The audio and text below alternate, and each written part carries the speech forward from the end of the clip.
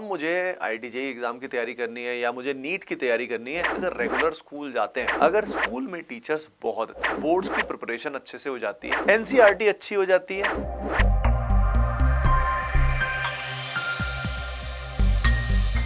जो भी बच्चे क्लास 10 से 11th मूव करते हैं उनको एक बहुत कॉमन डाउट होता है कि अब मुझे IIT-JEE एग्जाम की तैयारी करनी है या मुझे नीट की तैयारी करनी है, अब मुझे कैसा स्कूल ज्वाइन करना चाहिए। या तो मैं स्कूल गोइंग हो सकता हूँ, मतलब रेगुलर स्कूल को ज्वाइन कर सकता हूँ, या मैं किसी डमी स्कूल में एडमिशन लेके सिर्फ कोचिंग पे ध्यान दे सकता हूँ।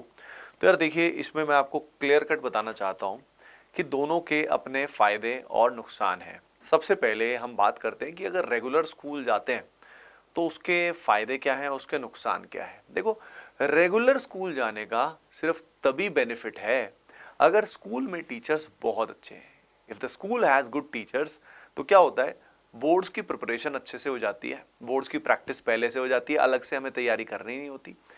NCERT अच्छी हो जाती है, NCERT से बहुत सारे सवाल आते हैं केमिस्ट्री में खासतौर पे। अलॉन्ग विद दैट आपके बेसिक्स अच्छे बन जाते हैं, बेसिक्स अच्छे बन जाते हैं तो फिर कोचिंग में समझना क्या हो जाता है, आसान हो जाता है ना। और बस इसमें ध्यान रखने वाली बात यही है कि नॉर्मली स्कूल्स के साथ जो कोचिंग होती है वो ढंग से ब्लेंडेड नहीं होती, चाहे वो ऑनलाइन हो चाहे वो ऑफलाइन हो। जैसे ऑनलाइन बहुत जगह ऐसी क्लासेस होती हैं जिसमें इतनी क्लासेस होती हैं कि बच्चा बैकलॉग इतना हो जाता है उसका कि वो मैनेज ही नहीं कर पाता है, वो मैनेज ही नहीं कर पाता है क्योंकि कोचिंग ठीक से इस तरीके से डिजाइंड नहीं होती है।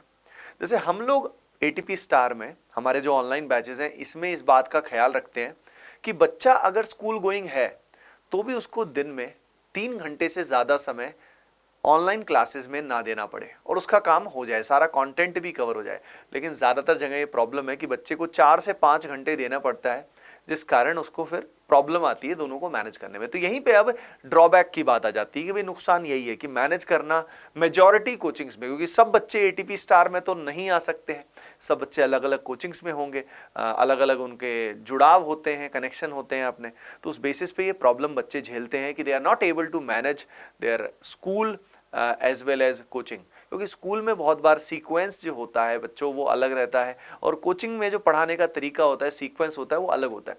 जब अलग अलग चैप्टर स्कूल में और कोचिंग में चल रहे होते हैं, कोई भी सिंक नहीं होता है, प्लस कोचिंग में जब बहुत सारे क्या बोलते हैं, बहुत सारी क्लासेस कराई जाती हैं जिसमें कंटेंट कम होता है और टाइम ज़्यादा लगता है, तो बच्चे का टाइम वेस्ट बहुत ज़्यादा होता है।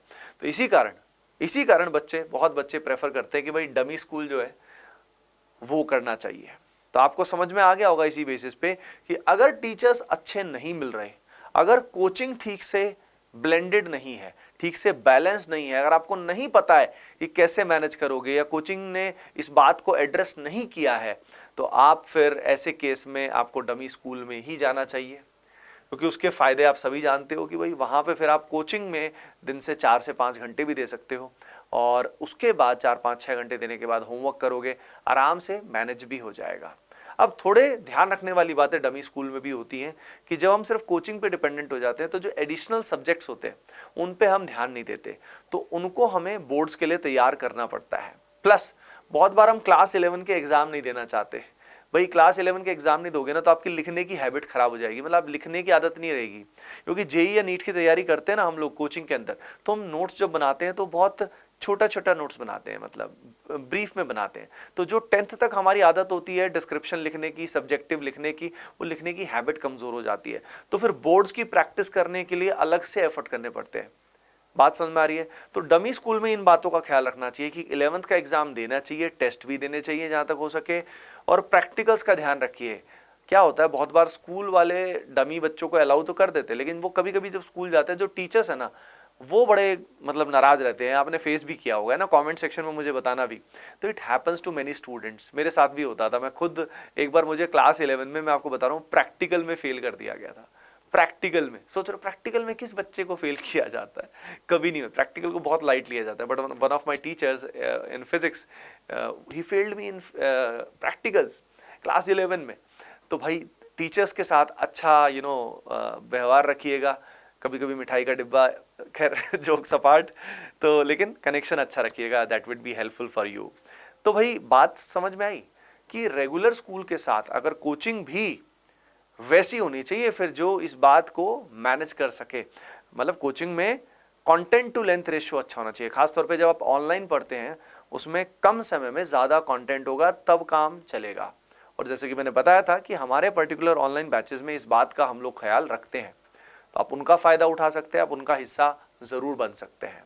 ठीक है बेटा, और कोई डाउट अगर आपको किसी भी तरह का रहता है तो कमेंट सेक्शन में ज़रूर पूछिए। एंड ये वीडियो हेल्पफुल लगा है तो लाइक का बटन तो दबाना ज़रूरी है। चलिए मिलते हैं नेक्स्ट वीडियो में। Bye bye, take care and love you all.